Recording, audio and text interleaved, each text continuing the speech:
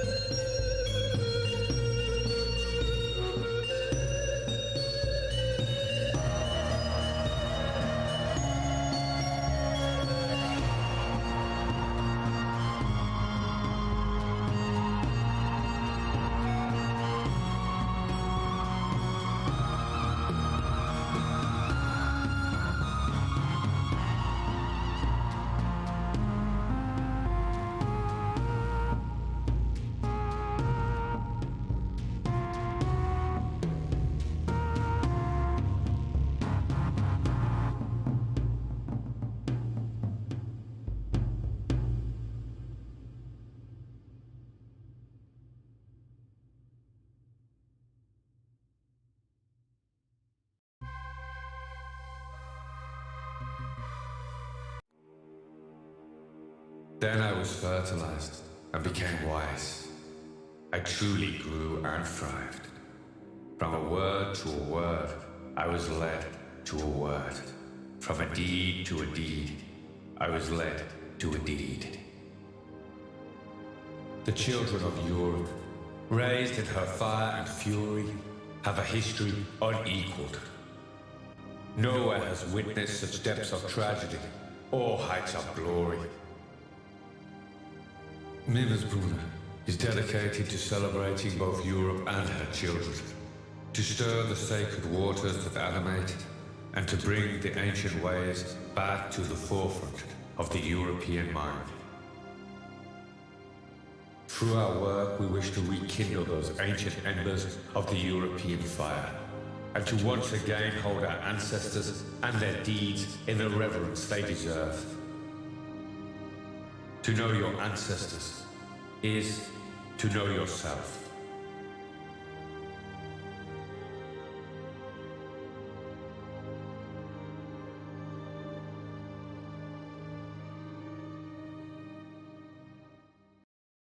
Evening, ladies and gentlemen. Thanks for joining us tonight for this live stream. It's a little bit last minute, but we wanted to. I wanted to get this stream out of the way because it's been on my mind for a while, and especially given it's the new year, I think it might help with New Year's resolutions, etc., and how we go forward, looking forward into this new decade. I hope everybody did have a great New Year's, as I haven't seen you this year. Well, the first live stream this year, though we only started them towards the very end of last year. So tonight we're going to be talking about the warrior ethos, and how we can apply it in the modern world. It's mainly related to our last video, our main video, not our streams, called Be Resolved, Warrior Ethos, because it's had some criticism. Before we get to that, I'd like to just remind people that if you have to leave the stream, or people watching later, well, if they're watching later, they probably found it, this will be uploaded first on our Libri channel. We're trying to promote that a little bit because we do think it's going to be the main challenger to YouTube in the coming years, at least. And from what I can see, they've actively tried to engage our community a little bit, with the CEO talking to certain figures and showing a willingness to put our work on their platform. And also because of its, I'm not going to go into it tonight, but the way it is set up, the videos can't actually be deleted from there, even if the front-end app decides to not show them. Sorry about that, something fell upstairs. But so it puts the power back into our hands in many ways, so we can, if we wish, build our own front end to show our own videos. But that's probably a topic for another time. But just to remind people that it will be on about an hour or 2 hours after this stream is finished. It will go up on Library, and about a week later on BitChute. Just want to mention about questions tonight. Sorry, I've been a bit rushed this evening. Questions not going to be so many this stream. I'll take some at the end, but I really would like to keep them topic relevant, topic specific, because I want to try and keep these streams a little condensed and not quite as long as the last stream. I think for me personally, I'm not a big fan of really long streams. I find it hard to get the time for them, to be honest. I mean, I can see a lot of people have joined us tonight. It's looking good on numbers. I can see Snow Shadow in the chat, Racial Consciousness, and obviously Riss, Hal's about somewhere, and Spartan Warrior Queen, who are all helping to moderate tonight. There's a bit of noise going on upstairs. It seems my little people might be rebelling. It's very late, but hopefully that can be dealt with. But anyway, on to tonight's show. Oh, before I start, we've got some future articles coming up. I've got a friend who's writing one about some interesting mythology at sea. A very interesting story, actually, and that should be hopefully out this Wednesday, with the hope of another article maybe coming out, or even possibly a video next weekend, or it might be the weekend after. It depends how organised we can get ourselves in time for that. But anyway, to tonight's show. Don't want to keep you going too long with introductions. Now, the reason I'm making this is because the last video took a little bit of criticism here and there. Because it's about the warrior ethos, and obviously I use the Spartans and Norse culture, actually, mostly in the video. And I use, obviously, it's something a topic I brought up in True Romance too, the video True Romance, where I talk about the man's role in the sacrificial sense. He sacrifices his life, etc. And it took a bit of criticism because people obviously, people trying to say it's pointless, that idea. Now, obviously, when I talk about those things, I'm talking about the past, and I'm talking about a time that was very different to ours. And in the video, I hope to bring that kind of idea of being resolved forward into the modern age. But as it was lost on a few people, I thought I'd make a video and just to explain the reasoning behind it, a little bit about the history of the Spartans, etc., and how we can apply this mindset to our modern worlds in all ways, both in the personal and the wider spheres. So, with these misunderstandings, I thought it'd be great to make a video. Now, obviously, before we start, probably best watching the video. I think it'd probably make a good start so everyone can remind themselves what was in the video before we get into it. But we're going to talk a little bit more in detail about the things within it. So, without messing about anymore, I'll get the video up and then we'll have a little talk afterwards.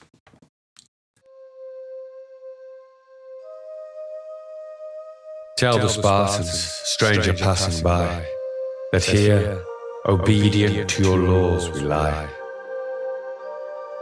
This simple phrase upon a hill in Thermopylae tells of the noble 300 and their adherence to the laws of their folk.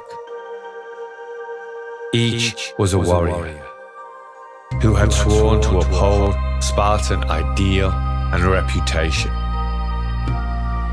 In the completion of their duty through death, they became resolved in life. A warrior trains his body to be an instrument of war, and his mind to be at peace with his final breath. By his decision, his fate becomes his craving. Thus, for a warrior to be complete, he must not hide from death, but seek it. For a Spartan to fall gloriously in battle, in duty to his folk, was his gift and fulfillment.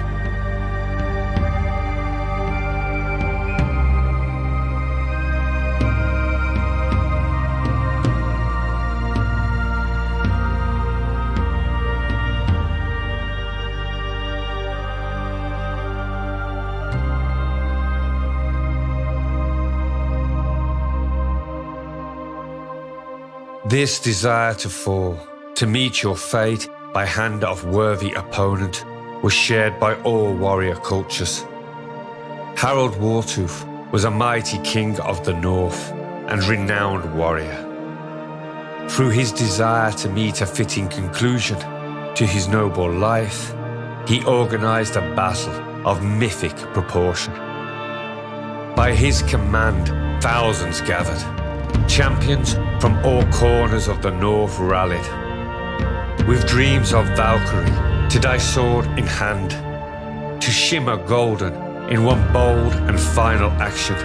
They charged forth, In this moment, their moment, they made still the chaos of war and silenced its drums. All their life, all its movement became refined to a single point, and they became resolved. Such was the desire, the longing. It was only by Woden's mercy that the battle was brought to an end. The sons of the North, the sons of gods, had proven themselves once again, not only as warriors, but as men of purpose, who in their mastery of war had revealed the secrets of life itself. The warrior becomes complete because he unifies both body and mind. Once aligned, they become resolute. All movement has purpose. All thought meets active conclusion. The chaos of life becomes an elegant dance. He watches as leaf falls when bird takes flight, as water rushes when dam breaks. All movement becomes ordered to a fixed point. The warrior, in his mastery of his craft, makes certain his conclusion that his fate is by his choice and his alone.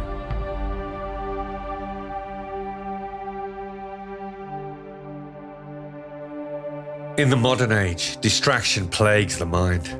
Men become lost in an ocean of happenings when nothing really is. An endless stream of distractions present themselves before him, all demanding his attention, and with no intention of his own, they consume him whole.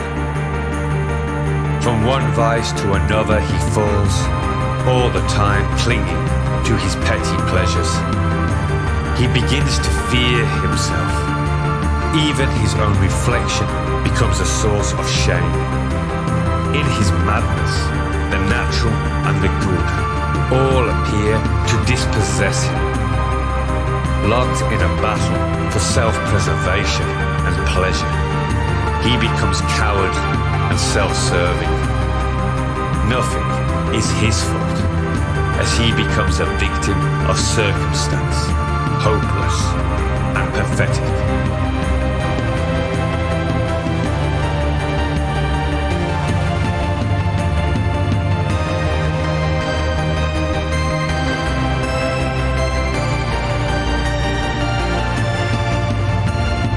All thought must be followed by resolute action, and all action must be supported by unwavering thought. This is true for all life, not only that of the warrior. Just as he who brings his thoughts and actions in harmony begins to dance with life, a man who cannot will be dragged along by it. He will forever be pulled by its current, unsure of his fate. His every action will be punctuated by hesitation. His every thought will be overwhelmed by doubt. He will become lost in a whirling sea of chaos without hope.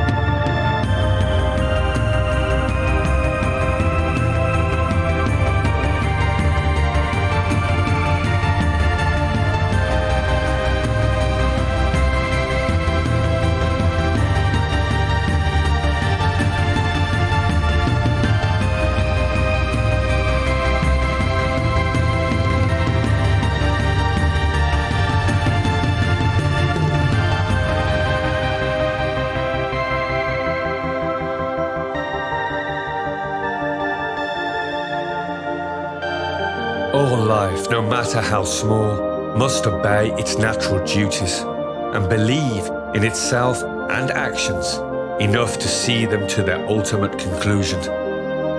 A man that cannot will never see life in its most beautiful apparition. nature itself will become his enemy. Unable to see her beauty, he will see his very existence as punishment, and his life as a hopeless endeavor. Even if you find yourself lost at sea, seize control of your ship. The winds that torment fools are the very same that deliver the skilled home. A storm is safer when out in open sea than close to shore. Your life is yours. Go, believe, and be certain of your course.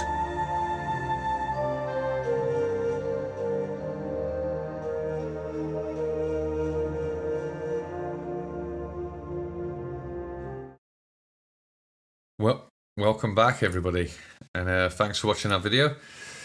But that's the video that we're going to be talking about tonight and a little bit more in detail. And I see some great comments already in the chat there. I was taking a look at it. And some of which we're going to be talking about tonight. I see comments about the Spartan women, which is something that will be brought up. Yeah, and some very beautiful comments and appreciative comments of our videos. So thanks for that. We always appreciate the comments, and as always, they're always great. And as I said in our first stream, we're actually quite amazed at how beautiful and eloquent some of the comments are. But tonight we're going to be talking about that video.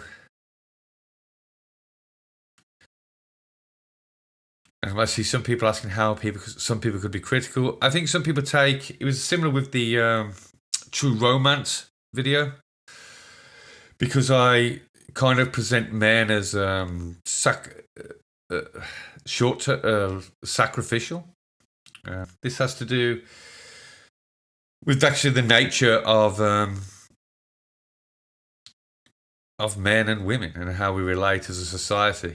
And as you rightly pointed out, racial consciousness, Spartans saw themselves as one complete unit. Therefore, the individual was valued by his service to the whole, which is something we'll probably get into a little bit in this. Now, before I start, I could have chose any profession, really, when making that video. But I chose warriors because warriors deal with the ultimate. That is, they deal with the idea of death. So they have to be resolved in that action. And we're going to get into that. But our ancestors in the north were far more warriors. There was a warrior class. But especially when you go back to the Iron Age, etc., every man was trained in the art of warfare. And these ideas that are brought up with the warrior ethos apply to all areas of life to a certain extent. But the reason I chose warriors was because, especially for me as a young boy, and and even going into my teens, etc., I was always moved by the idea of a warrior, and I think this is true for many. I remember watching the movie Vikings, I believe it was called, from like maybe the 60s. I mean, I'm not that old, but it was a repeat on TV. And there was a scene where Ragnar in that movie is faced with certain death. He has to jump into a pit of wolves, as it was in that movie, a little bit different to some of the other versions.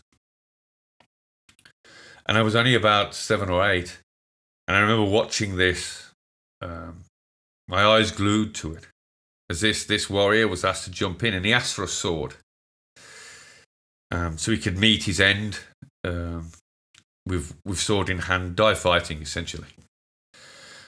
And as he jumped, and eventually they give him the sword, and he jumps into the pit after goading the Anglo-Saxons a little bit. And at the time, when I was about 7 or 8, whenever I first saw this movie, it had a profound effect on me. I remember wanting a sword of my own. I knew I couldn't have a real sword, so I asked my grandmother if I could have a necklace, a sort of a necklace. Never materialized, but at that moment it was very important to me. So that I could meet my own end in a way, in a fashion that was my own choice. And that's what you get. I got from that as a very young child, that this man, despite the chaos around him, despite his certainty of death, he met it head on. He didn't shy from it. He didn't cower from it. And we see this in other examples, and the Spartans are a great example of this. And that's why I use them first, because their whole society was set up in a manner that would promote the warrior. In fact, the warrior was the mainstay of the consistency throughout all of Spartan society. So, and this will not be a live stream on the whole of Spartan society, as it's quite vast and complicated and just changed throughout the centuries there. But and it was a slave-based society, although not slavery as you might imagine it. Very different to the neighboring tribes. Very different, but that's probably a subject for another stream. Their society, and actually, I'm not a promoter of slavery. I don't believe that slavery is a good idea, and Spartan society can show you why that. Spartan society can show you actually the problems that occur with trying to dominate another group or other groups for very long periods of time, and that's one of the beauties of looking at the past. We can not only find out who we are, but we can learn by our mistakes. Just societies and groups, as we move through time, we've tried various things, and we've had successes and we've had failures. That's one of the greatest things of looking backwards. And it's very important in Norse mythology too, but again, that's probably for another stream. But like I say, the Spartan society was very warrior focused. And this was a consistency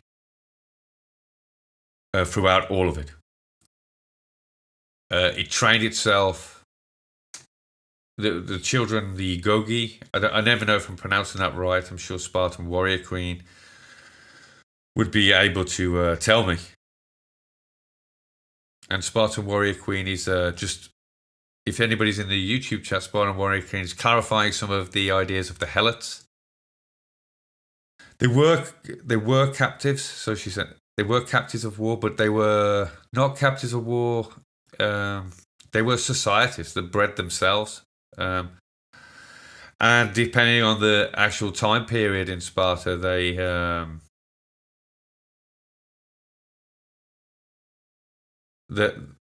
depending on the exact time in Sparta when we're talking about, they were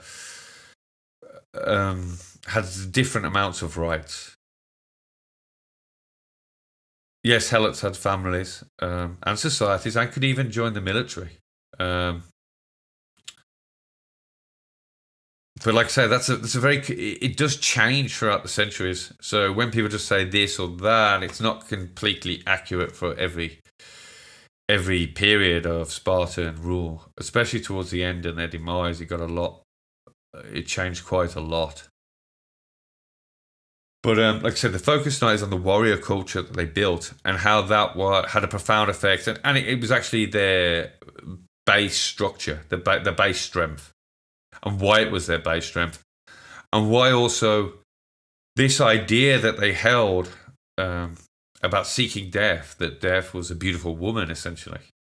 There are passages that tell us that death, essentially, battle is a dance, because one of the first things a Spartan child, they left the Agoge at 15 after being in the wilderness for 7-8 years.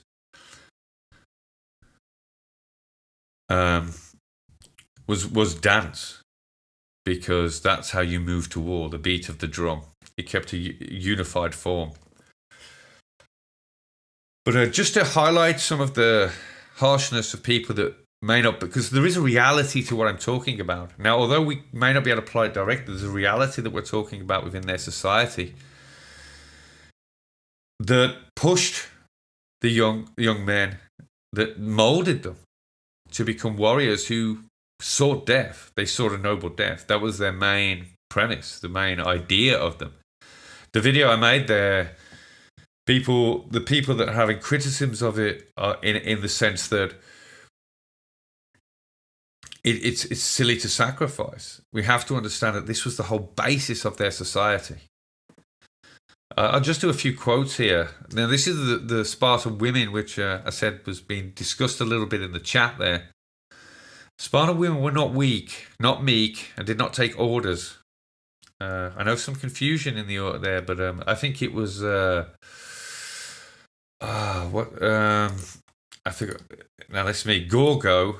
I have to get my notes up there, but it was Gorgo, who was queen of Sparta, wife of Leonidas, was asked once why Spartan women lord it over their men. And she basically simply replied that because Spartan women are the only ones that give birth to men. Spartan women had a very powerful position within Spartan society. They were not meek. And we can see this from some of the quotes, which I'm going to relate as well to the northern peoples as well. This is Jaritias. She says, when a messenger came from Crete bringing news of the death of Acrotatus, now sorry for this, the pronunciations there. She said, when he had come to the enemy, he not bound either to be slain? Is he not bound either to be slain by them or to slay them? It is more pleasing to hear that he died in a manner worthy of myself, his country, and his ancestors, than if he had lived for all time a coward. Now, in the video, I state he seeks death because a warrior, especially in ancient times, that was his premise. He either killed or was killed. And for Spartans, that was a powerful premise. And we were getting to why that was such a powerful mentality and how it made the Spartans superior at warfare for hundreds of years. They did lose a few battles early on, but they went for long periods of time without losing any battles till towards the end of Spartan society, but that's a different subject. And it kind of shows how the mismanagement of such an attitude can bring about its own destruction. But like I say, that's a lesson for another time.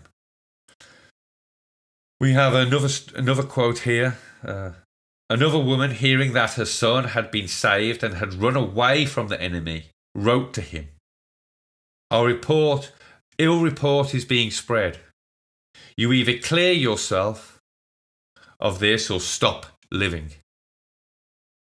So that is a mother speaking to her son and telling him to either make amends for his cowardice or kill himself. She had no time for them at all, her own child. And there are many quotes from Spartan women saying almost exactly the same thing. Two boys come back, and this is rather a humorous one. Two boys come back to their mother, Spartan boys, young men, after retreating from battle. And the mother says, what do you want? And lifts up her skirt and says, would you like to crawl back in? So they mocked them in a way that this was not happening in Athenia. Women would not speak to their men like that. But the women of Sparta were very strong. Another woman here. As a man was narrating to his mother the noble death of his brother, she said, isn't it a shame then to have missed his company on such a journey? Like I said, there are many ideas of this, and as Spartan Warrior Queen said in the chat there, for anybody on YouTube, they would have seen her. She said earlier about on your shield or with it was a phrase. Now, that's in the movie 300, and probably a lot of people have seen that movie. And whilst it is kind of absurd in some places, especially with, especially when like the the immortals take off their masks and there's some kind of horrid beasts and things like that. But I actually quite liked that movie when I watched it, because when I was younger, because of my interest in things like from the Vikings movies, I looked around at different warrior cultures. They inspired me. As a child, I wanted to be a warrior. As I got more jaded, I decided against it, but for different reasons. But why was this? And some people saying, yeah, it was quite different back then. Yes, it was. But there were different societies.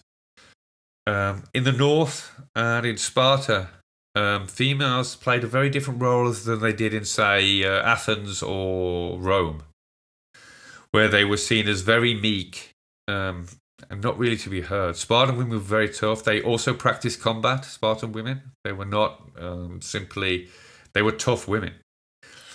I believe, who was it now? An Athenian visiting Sparta said that he watched the women doing some wrestling and commented on how their women were as strong as a man in Athens. Like I say, it was slightly different, and I do believe that much of this was shared in the northern culture as well, which we'll highlight because this is an interesting little offshoot of what I'm talking about. But why is a willingness to die in battle? Why is that to the point of seeking it, to the point where your mother expects it of you? Not just you want to do it for some macho reasons. Your mothers, the Spartan mothers, are expecting it of their children. As we saw with that last quote, where one man is telling his mother of his brother's great death, and she said, well, why did you not accompany him on it? It seems counterintuitive at first. It seems almost crazy, suicidal. But to understand why this was such a powerful ethos, a powerful way of looking at it, we have to understand ancient warfare and even modern warfare. Most battles are not won by killing the enemy to the last man. Battles are won by defeating your enemy both physically and psychologically. The faster you can beat him psychologically, the faster you'll win the battle, because he will rout. Routing is the most common cause for the end of any battle. Very few fight to the end. So if you build a society where the warriors seek death, they are more likely to fight to the end, thus become almost unbeatable. Because even if you outnumber and outmaneuver them, you're going to take heavy losses, like kind of fighting a cornered dog. It's going to fight to the end because it has no choice. Their society gave them no choice. Their lives only mattered in the protection and service of Sparta, which was their blood, as we saw with the one quote up there. It is better to have died in a manner worthy of myself, meaning this is the person's grandmother in this case, one's country and his ancestors, than to live a life of a coward. So we get this strong sense that to be a Spartan is to never retreat, to die boldly and bravely. So this was a very powerful element to Spartan warfare. That means that when another army turned up to fight the Spartans, they knew they would have to kill every last one of them to claim victory. Now this is something that most people won't do. A society where you have not been brought up from a very young age to feel like that, you're going to run away. Like I say in the video True Romance, actually, I talk about they imagined death a woman, and dance, like I said, because they were trained in dance, battle a dance. And if you were lucky, she would take you home. That is death. And we see very similar story in Norse mythology, in a very basic understanding. And I know there's A lot of controversy over Valhalla and do you really want to go there, etc. And of course, Valhalla is a warrior's death. You only want to go there if you are kind of like a Spartan warrior, if that's what you live for. A Viking time had changed a little bit. We're getting the same ideas. That the Valkyrie will swoop down and take you to Valhalla or to Freya's holding. She got the first pick. But it was Valkyrie, a woman, with the swan wings. Swans representing transformation, movement. Transformation in particular. And dressed as swans, that's why they dealt with fate as well. Many of the dishes here are fate, transformation ideas. Fate is obviously transforming, but I won't go into that too much. But we have similar ideas in the Viking mythology, Viking Norse mythology. But for a warrior, when they seek death, like I say, it is the defense of the whole, as was mentioned earlier. The Spartan society existed because it protected itself as a whole. It was like one organism. And this was in duty. And duty is something that has been given a bad name in modern times. The duty is something that we should, it's my duty and I don't want to do it. But this is something we're going to come to as we look at the warrior ethos in more detail. But like I said, similar in Northern culture, but we see this in the Battle of, now I'm going to try to pronounce this word correctly for the Danish people out there.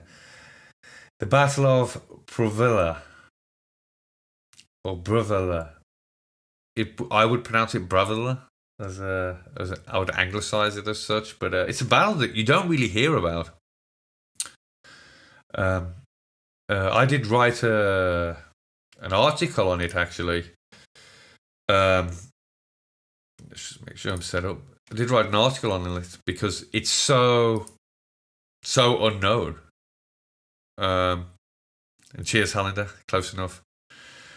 But it's so unknown. Most people don't know about it. It was one of the greatest battles you ever knew, and the greatest battles of the North.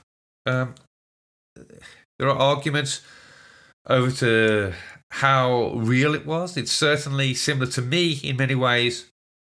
Like the story of King Arthur, it is based in truth. There is something to it, but there is a lot of mythology going through the ages that has been tied up within this battle.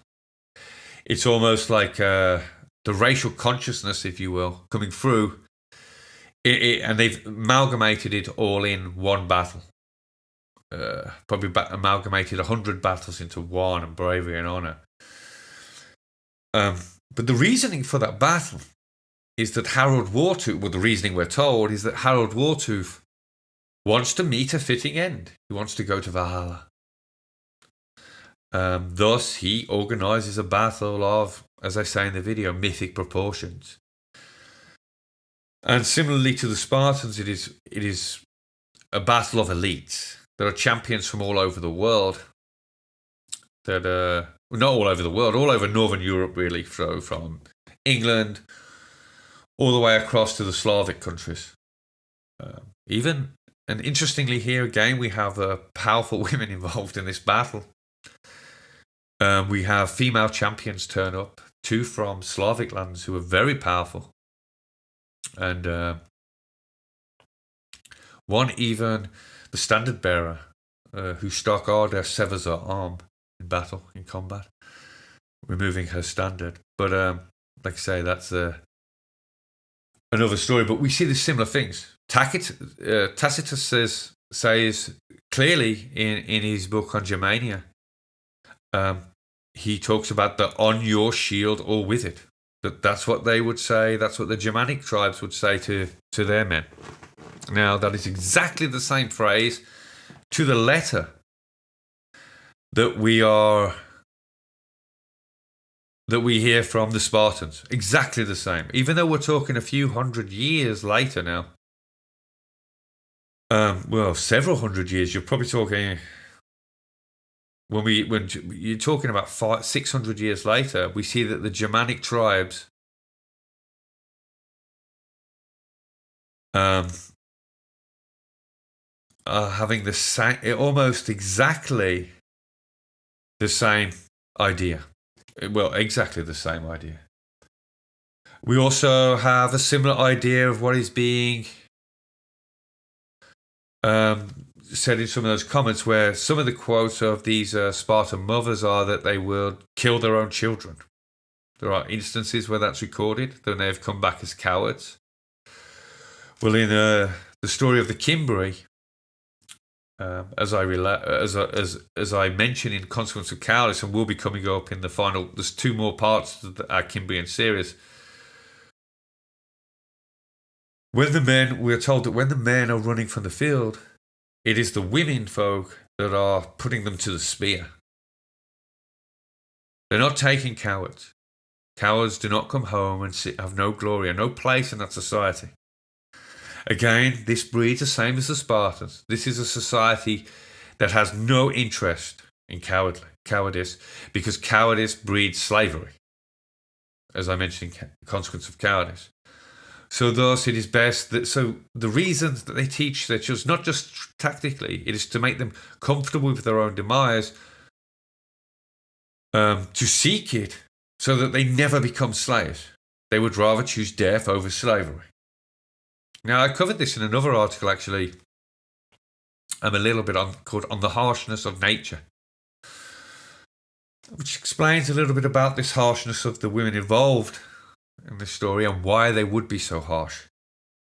Now, of course, we must remember here that these quotations and these stories are probably the extremes.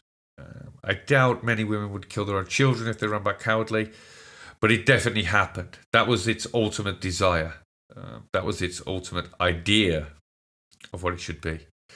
And just like us in our modern lives, I did a video, Heroic Myth, which I'm going to play in a bit, where I talk about it is about striving for the ideal. And if you're striving for the ideal, then you're making headway to becoming better. So these ideals were the ultimate in what the society wished to seek and what it expected of its menfolk.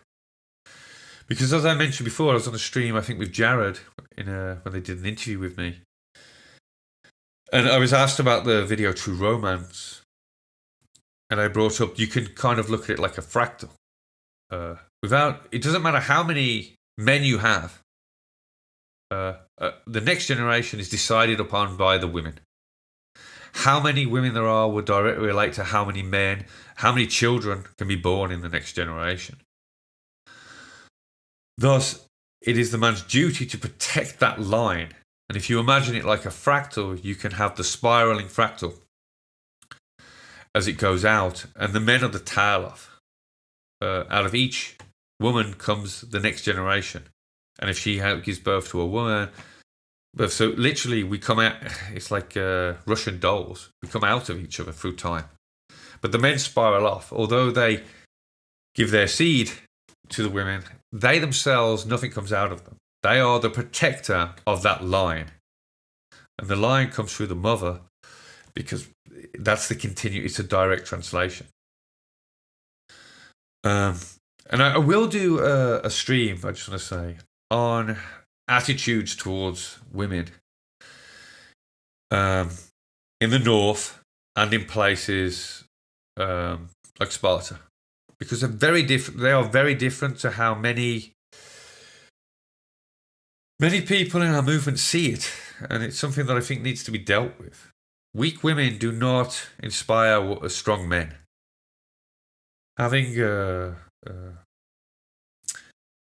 chastised women, the women folk should need to be able to speak up. We get this again with Tacitus in the speech that the speech that he puts within the mouths of Galgacus, which we did a video on, where he said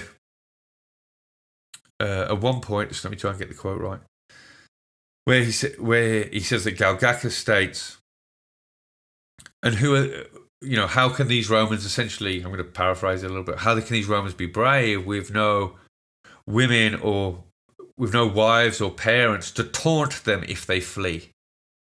Again, we have the idea that the women folk and the parents would openly mock the men if they did not live up to the standards set by the society. But as I move on now, before I go, I just want to clarify that the important thing to remember here is, in relation to what I'm going to be talking about, is that when you are willing to fight to the end, you become almost unbeatable. You can never be taken as slave, and you can never you never compromise. And that is the warrior ethos. He trains his body and mind to be unified as one. He is resolved in action. And this is the message of the video. And this is why it can apply to many areas of our lives.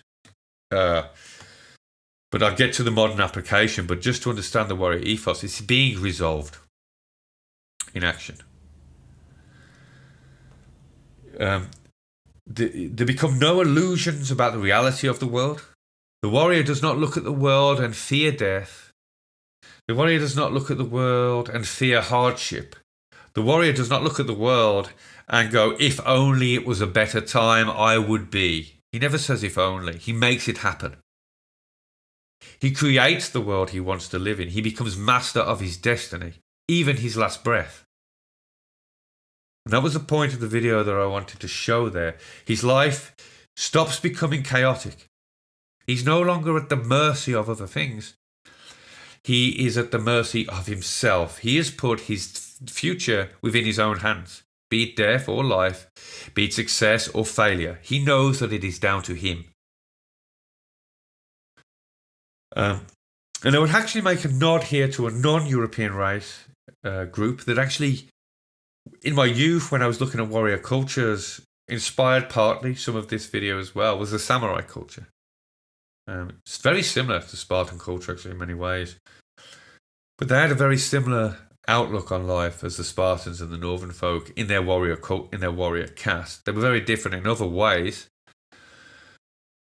Especially, there are a lot of differences, but there are some similarities, and I just wanted. That's why there was a short clip in that video of a samurai, because I know somebody wondered why they were there. There was a short clip because some of their philosophy is actually quite interesting on this subject and very similar. So the warrior essentially, just like to reiterate, he becomes self-determined. The world is no longer chaotic. The world is ordered because he is ordered. And this is how we can apply it slightly in our modern world.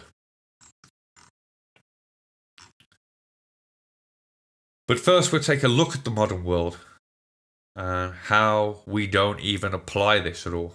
But before we do that, I think I might set up a video because I need to get a glass of water because I brought my tea, but it's run out. I'm getting a little bit thirsty, so I'm just going to try and set up as we go another video. Let's see if I can do it properly.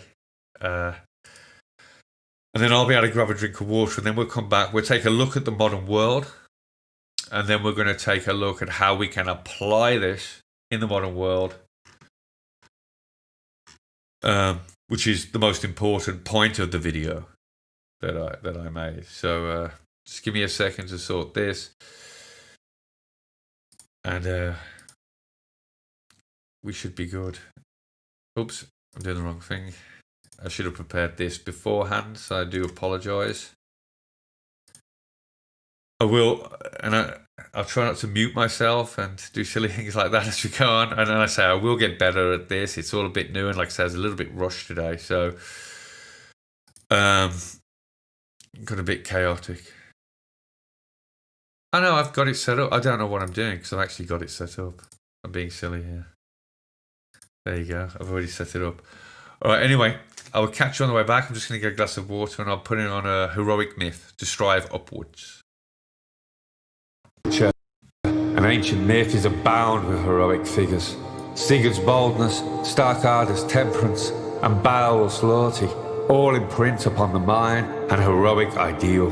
An ideal that has shaped the Northern man and instilled within him a purpose beyond himself.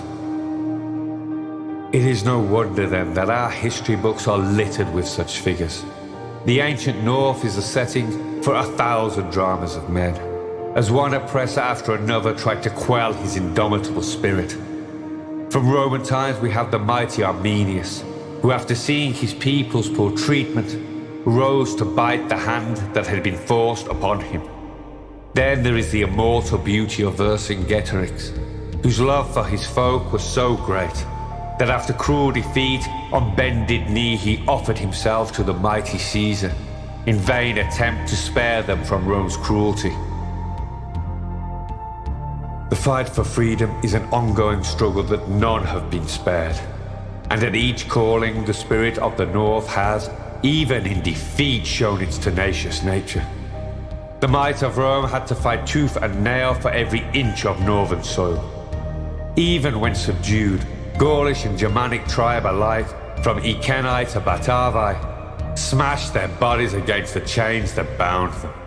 Like a captive boar, they gnawed and chewed at their cage, till the gods and goddesses could no longer ignore them.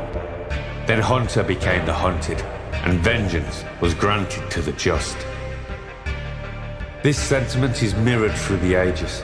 Many believe the Anglo-Saxons were defeated in 1066, but it took nearly 10 years for the Normans to fully overcome them. Outnumbered and with little hope, region after region and town after town rallied to resist, to refuse the rule of another by victory or death. With every leader that rose, and every people that refused servitude, reality and myth became entwined. A bridge developed between them, where mortals rose to godhood, and the gods themselves descended to the mortal realms, to partake in the heroic drama of men. Mythology embodies the wisdom and aspirations of the collective folk soul. Within it we see the idea that gave birth to the man, how the gods and goddesses first dreamed us. This pure glimpse of ourselves bypasses all conditioning, all the drudgery of the daily grind, and begins to heal the man. Much like the ancient tribes of the north, who no matter how impossible their odds, could not accept their chains nor resist the temptation of freedom, we begin to see what we were intended to be. Through the observation of the heroic man, we start to understand why Freya, whose name is rooted in freedom and love, and who embodies all the pleasures of the free, was still celebrated long after the advent of Christianity. Why Woden, the breaker of chains and binder to the true self, still prowls the minds of men. You are not here to play a bit part in the dream of another. You are not here to stand at the back, hoping no one will see you, but rather to stand at the front as an example to others, to guide your own fate in accordance with the divine idea that bore you, to stare up at the heroic image, the heroic dream of yourself, and even if your arms are too short, to strive and reach upward.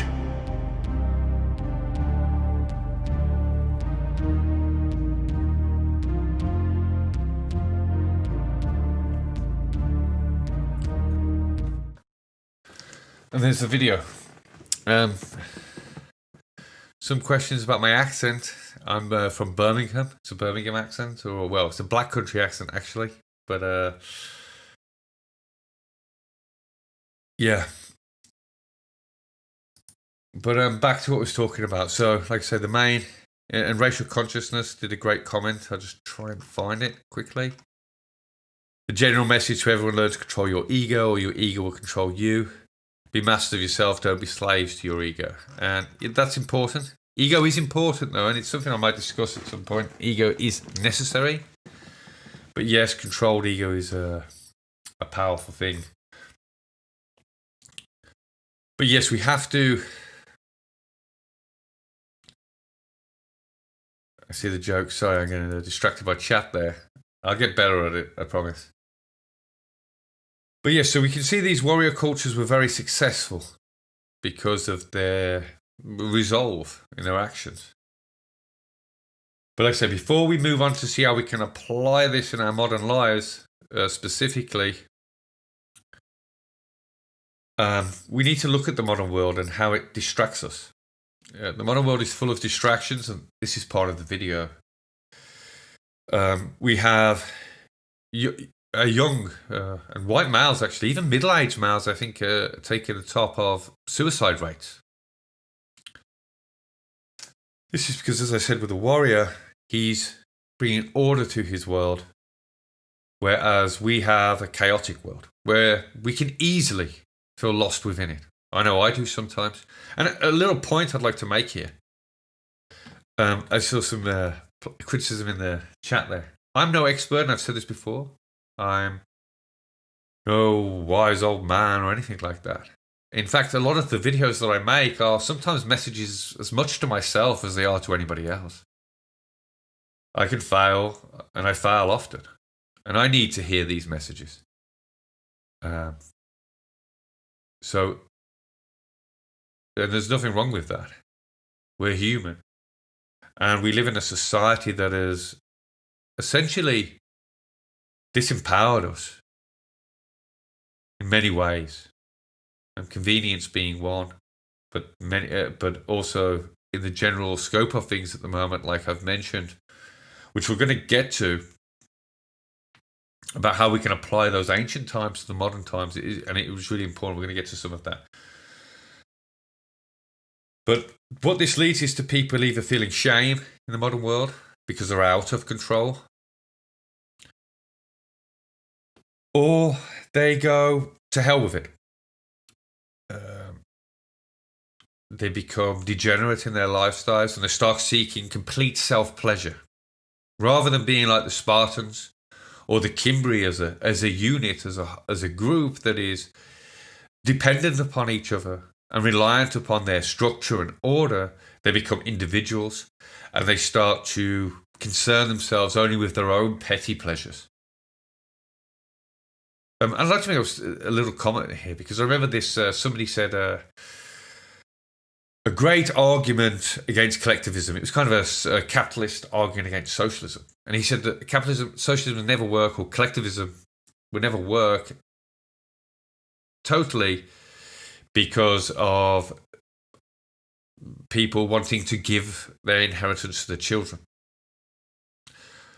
So we're going to hoard money and then give it to our child is kind of what he was saying, because he was an ultra-capitalist trying to make this argument. And it was kind of one of those shuts down all these people that talk about fairness or trying to fairness in a community. Well, ancient communities did not work like that, because they know that the actual greatest gift they could give their children was not individual wealth, but a society where they could grow and fulfill their potential, where they could be safe walking their own streets, where they could, like I say, be able to develop. That is far more powerful than giving your child millions in the bank after you pass. The millions will probably only ruin them. And because of the nature of these types of societies, what you will see is what we see now, quite honestly. You'll see everybody out for themselves, everybody for a quick buck, the destruction of nature, forests. I was talking with Racial Consciousness earlier, actually, in DMs, and we had a little conversation about these things. And when we create that society of complete individuals, atomized, nobody cares. And it's why we have no resistance at the moment. We're going to get to this later in the discussion when we apply this and we look at the differences between the modern and the new, and how we can apply the old to ourselves to create a new. Because we are Europeans, we are creators. We don't live in the past. We strive forward. And I did write an article on this. I forgot the title now. I'm terrible with remembering things. Essentially, the man in the modern society becomes the conquered. He becomes the helot.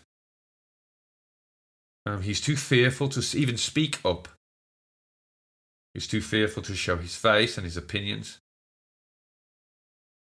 And he becomes, we essentially become just like the helots. We are having to be kept under control. Rather than having any self-determination. We also see how this leads to some very nasty behaviours in our society. We see women give up on homesteading We see men become nasty and out for themselves. Nobody wants to put their efforts into the duty of bringing up children. Nobody wants to put their efforts. And we also see the weak men will try to dominate weak women. And this is something that I want to discuss in another stream about the women folk. If you want somebody that's meek and doesn't answer back and shuts her mouth and keeps in the kitchen, then you don't want to be challenged, is what you're telling me. You want ultimate authority given as because you're a man. Well, you've got to, as the Spartan woman said, she's the only one that gives birth to men. Be a man before you can lead a woman. And a woman will not just be led so easily if she's a true woman, especially a northern woman or a Spartan woman. They give as good as they get, and they should, because it drives you both forward. People just agreeing with you all the time is never going to make you better. Never going to drive you and make you strive forward. Especially in the modern world, because we've got this lack of purpose and ideal, men can be very procrastinate. We can endlessly talk about what we're going to do and actually never do anything. This is probably quite summed up quite well in the kind of the joke of the DIY, right? When are they ever going to get around to finishing it? Like I say, both. What we just to finish that point before I move on. It's not about women are to blame or men are to blame. This is a general. Like I say, I'll do a stream on this, but it's about our society is under attack. Everybody's a victim, and nobody in this age of madness is untainted by the madness. We all have our problems. Like I say, when I lose control of a situation, whether it be a man or a woman, you can see it in your daily life, especially with children. You'll see some man or some woman and the child's out of control and they lose control. Watch how they snap. Watch how they get angry and aggressive. Because they've lost control. And that's what we're essentially seeing today in our society. We're seeing these acts of aggression being pushed out into the wider way. Everybody wants to blame everybody else. Nobody wants responsibility, something that I bring up in the video. Nobody wants to take it. Because it's not their fault. Somebody else's fault. Well, that's not the warrior ethos. The warrior ethos creates a society. He doesn't abide by another's.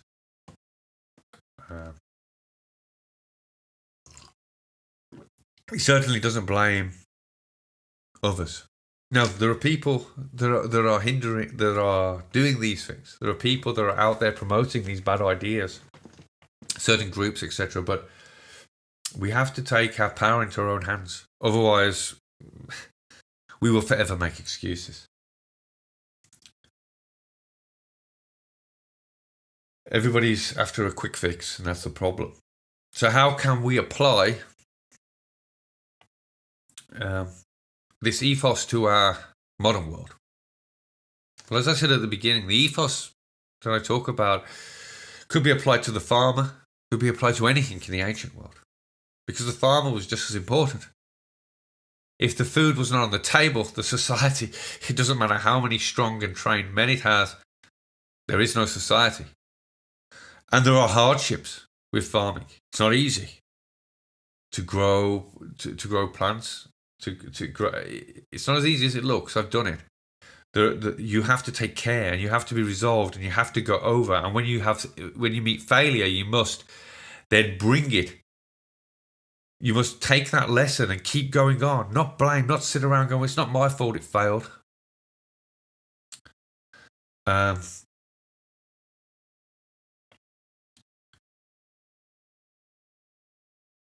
But before we talk about fully bringing this into the modern age, we must also understand that the world has changed. We are not living in a world where things are decided by swords, and we are certainly not living in a world where we have this solid concise identity anymore, especially in the West. We've had our identity completely fragmented. But slavery and death are the same in all eras of men. That is something to remember when we try to relate them. They are relatable because the Spartans and the Germanic tribes and the Celts and the Gauls were all fighting to avoid slavery or the destruction of their people. So it is the same problem, but it's a different time. Like I say, we can't just gather an army and go, that's not how the world works, and trying to do so would be idiotic. Because our society has completely changed. What dominates now is not the sword, but media. Voices, speaking out. But before we look at the how we can deal with it on the bigger scale, we can use the warrior ethos, this ethos of being resolved and seeing things to their conclusion. When you start something to finish it, we can see this. We can apply this in our own lives. Again, as I said, when we are not resolved, what we create is chaos. When you're a teenager, or even as an adult sometimes, if you decide to put off, I don't want to do it, your hard day's work and you don't want to clean up, well, then your house is chaotic till you become resolved and order it. When you start something, and this is why I wanted to get this out at this time, because a lot of people are making New Year's resolutions, as I talked about in the winter solstice video. It is a time for conception. Well, whatever you imagine yourself to be in the coming year and decades, on a personal level, you need to be resolved that you will complete it. Because if you're just going to go to the gym or go on a diet or whatever it is that you want to do, if that's just if you're going to give up, it's pointless starting it. This is the power of being resolved, the power of following things through. Because we can easily become distracted, as I said, in the modern age. There's everything there to distract you, and it's there for a reason. The more they can divide us, the easier we are to conquer. Divide and conquer has been a great tactic of military for thousands of years, and it's not going to change. The more they can fragment our societies, the better, and the more they can fragment the individual. So although we may fail in our strives to be better, it is important that we keep striving and do our very best to become resolved in our action. Like I said, not all actions are going to be as easy to resolve, especially if they involve other people. Say you're saying, I'm going to really put a lot of effort into my business, say. And I'm going to make it a success. Well, obviously, that's dependent on other factors, but the point is that you must give it your best shot. You must not accept failure, because failure is not an option. That is what the warrior ethos is. There is no failure. There is you're going to make it work, or you're not going to, or you're going to die trying in their case. But in our case, you're going to put everything you have into that action. Like I say, always, without order, without the resolution, there is always chaos. As soon as you decide you're unsure, as soon as you get distracted, you watch it all fall apart. It falls apart almost instantly. And like I say, this is just as much as a lesson it is to me as it is to anybody else. My kitchen's a mess right now. I need to deal with it. I was rushing for the stream. I need to deal with that, but I've got to deal with it before I go to bed. Because if I don't, I've got to deal with it in the morning. There's chaos. I'm in clutter and chaos, and that chaos will affect me. It will affect my mindset. And a cluttered mind is no good.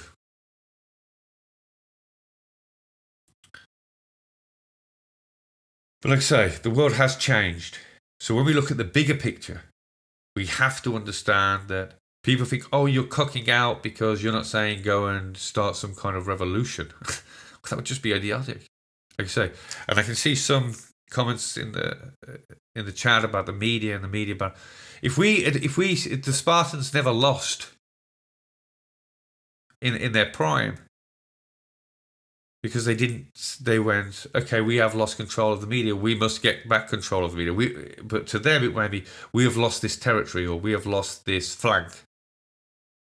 Well, if we give up on the flank, if we give up on this, or we give up on anything, then it's gone. It's as simple as that. As soon as you say, I can't do it, you won't. You can't. You have disabled yourself. The reasons we make videos, the reasons we did this, is to put our message out there. I'm not complaining that we don't have the funds, or we don't have this, or we don't have what they have, and we don't have anything. If I sat there complaining that I don't have anything, then there's no point. Then I wouldn't be doing this stream. Our videos wouldn't be there. And anybody out there that you watch, that you see, they wouldn't be there either if they had that attitude.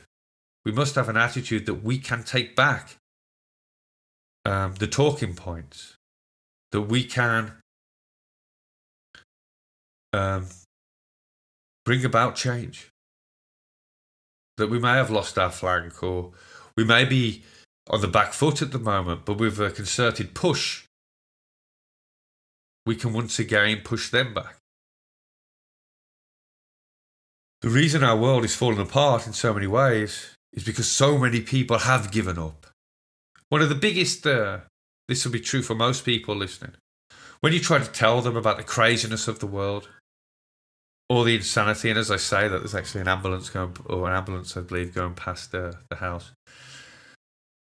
And you talk about the corruption of politicians. It doesn't even matter now if you're left or right. It doesn't matter what area of the scale. If you believe that there is any amount of sanity in this world, you're insane.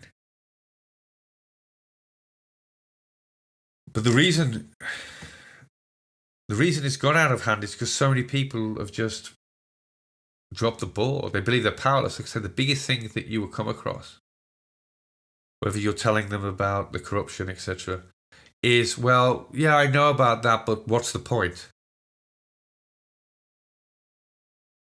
What's the point? Because they go, what can I do? And like I say, that attitude is, I've already lost. That attitude is handing victory.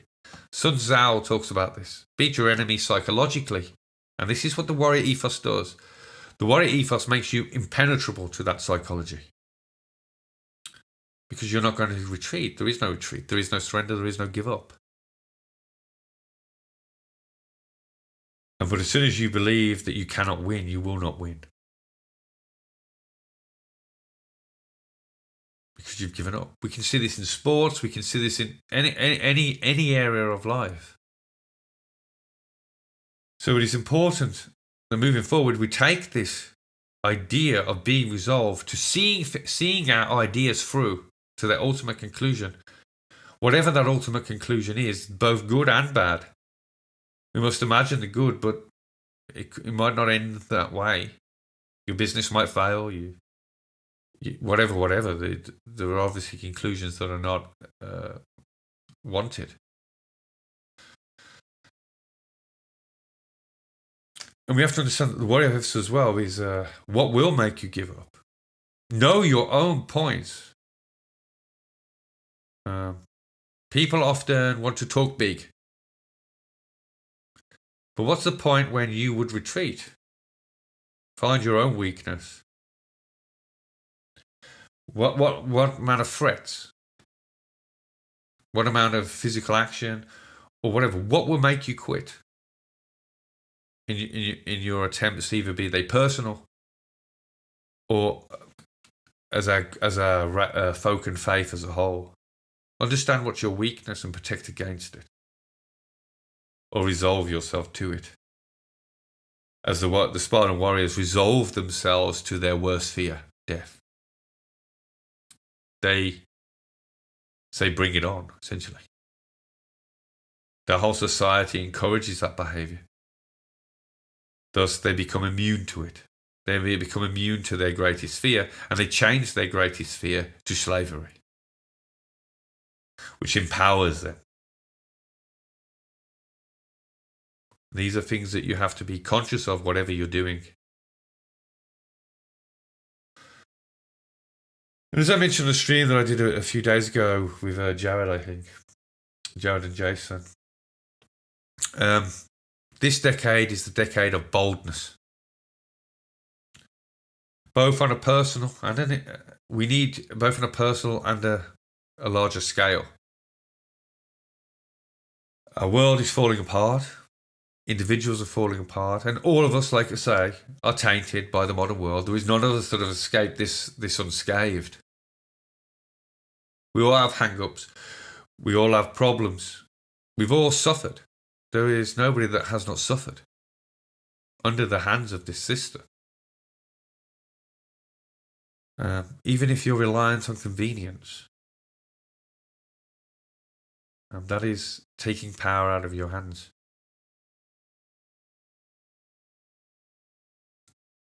So on a personal and a more wider folk, we must resolve to be better in every way we possibly can be. We must take our boldness into this decade. We must no longer be ashamed of who we are. And I will do a stream on shame. I'll make a video or article because shame is an important thing.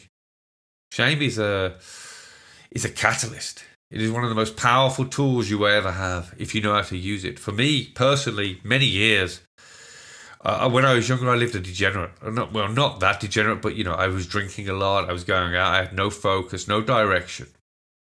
My life was chaotic and I felt it was all out of my control, which is what I'm speaking to tonight. And as I started to gain control, the first obstacle I came across was shame. Look at all the time I've already wasted. What's the point? So see, that was a negative trying to kick in. It was trying to beat me because of the world I'd grown up in. That's what it told me to do. And for a few years, it held me back. It's a point. I've wasted so much time. I've wasted so much energy on frivolous things. What's the point in starting now? Well, once I learnt the power of shame, that is as a catalyst, I changed my attitude completely. It was no longer about what I'd missed opportunities. It was no longer about what I'd failed at. It's about what I could achieve in whatever time I have allotted. It was about boldness. And this came from learning of my ancestors. Boldness in the face of anything. And the first thing is to conquer yourself. You must conquer yourself. If you're going to bring order, you must bring order to the self before you can bring order to the many. And that is an important lesson as we go forward, I believe. And that's why I just wanted to talk about this a little bit more. I know many people that watch the video probably got it instantly. But I just wanted to address some of these things, of how we can bring it into our lives, how we can resolve ourselves to do more. And like I say, it's not about the sword at the moment, it's more about the pen. The swords are all in the hands of others. Well, not all, but majority. What we need to do now is win over our foe, because at this point in time, it is a fight for identity. And we have to remember that is what the Spartans were doing. That is what the northern tribes were doing when they repelled all these people. They could live. You could live under Roman rule. You could do well under Roman rule. But you would become a Roman. The battles that cost our ancestors so many lives was not about existing. It was about their identity. It was about existing as who they are and having self-determination over their own fate. Not another having rule over them. And we live in an age now where our identity is being stripped from us. We are Our children are being brought up on lies and to hate themselves. We are constantly tempted by convenience and pleasure. So we are fighting for our identity. And in doing this, boldness is the key. Because boldness, in my opinion, in the coming decade, we need to be more bold in our beliefs and what we believe we can achieve. We need to start speaking out personally to friends, to family, to anybody that will listen. We need to try and restore our identity. Because when we have restored our identity, when the Englishman knows who he is, his resistance will be natural. There is no... it just becomes a given. And there will be no need for any kind of bloodshed. Because the numbers will outweigh. We win. Like the Spartans, they'll walk off the enemies will walk off the field. But leaving on that note of boldness, and I'm going to wrap the stream up now. I'm not sure how long we've been going, but yeah, about the right time. I wanted to keep it a bit shorter. Oh, I'll just do a quote, then I'll take any questions. I'll check to see if there's any questions, so just bear with me, because there's a good quote here that I think kind of sums some of these things up. Until one is committed, there is hesitancy, the chance to draw back, always ineffectiveness. Concerning all acts of initiative and creation, there is one elementary truth, the ignorance of which kills countless ideas and splendid plans. That the moment one definitely commits oneself, then providence moves too. All sorts of things occur to help one that would never have otherwise occurred. A whole stream of meetings and material assistance which no man could have dreamt of come his way. Sorry, I've butchered this. I have always learned a deep respect for one of Ghost's couplets. Whatever you can do or dream you can, begin it.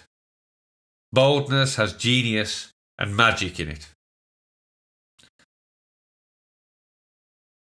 So, to the decade of boldness.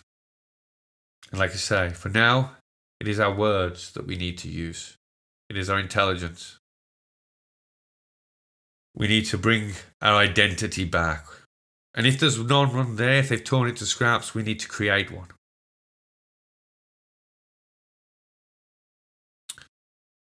So I'm just going to check now if there's any questions before I wrap this stream up.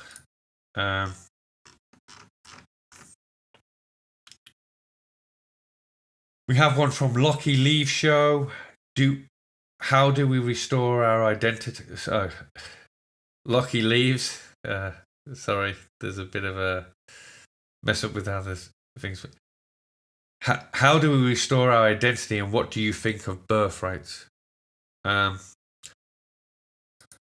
how we restore our identity is do a little bit what I'm doing now. But we do it in practical ways too. I spoke a little bit about this in the question and answers. We have to get out there and be proud of who we are openly. Talk of our ancestors. Remember them. There's power in it. I did an article, The Power of Remembrance, or the ancestor effect. Just Google the ancestor effect, even if you don't look at my article. Google it. Have a read of it. Have a read of that study. We have to start restoring identity by living our identity. In everything we do. The time for hiding is over, in my opinion, because the more we work in the shadows, the more our work looks suspicious, looks bad, looks evil. We have nothing to fear of the light. I want no harm on anybody. I want my nation back. I want my faith back. And I want my people to be happy, and my children and my people's children to grow up in a safe environment. That's all. There's nothing wrong with that. I don't seek violence. I don't seek any of it. And that is how a proud nation should be. One of the names mentioned by Tacitus, one of the Germanic tribes, the most powerful. I forgot the name now, sorry, because they have the same name similar to. One of the most powerful tribes never attacked anybody. But if it was attacked, it fell on it with fire and sword, and always would. That's kind of my principle. I would rather resolve all action without violence. But like I say, what we want is very reasonable. I want a safe environment for my children to grow up in, where they can be proud of who they are and enjoy themselves and reach their potentials in life. If that makes me evil or hateful or an extremist, then so be it. I mean, it's kind of a silly notion that we should even be ashamed of saying such things.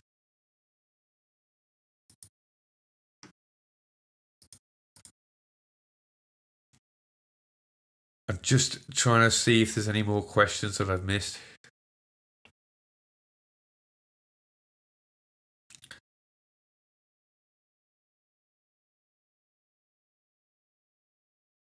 Somebody said violence comes anyway. Maybe violence does come. I've been beaten up many times. I've had to defend myself, and I've won and I've lost. Yes, but I'd rather not be. I have an honourable code. I have no interest in fighting somebody. That as you grow older, when I was younger, there was more of a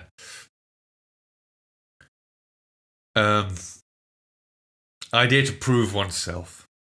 As you get older, you don't want to fight, but if you have to, you'd probably become a lot more brutal. And this is why as people get older, they deal with what needs to be dealt with, but they don't want to. I know the vigor of youth will make people get a little bit more up for a fight, etc. But I don't think we need to look for a fight. I think we need to bring our people home.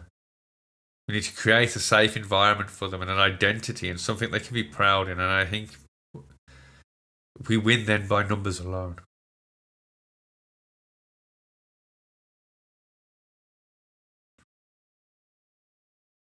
Just checking if there are any more questions. But I think that might be it.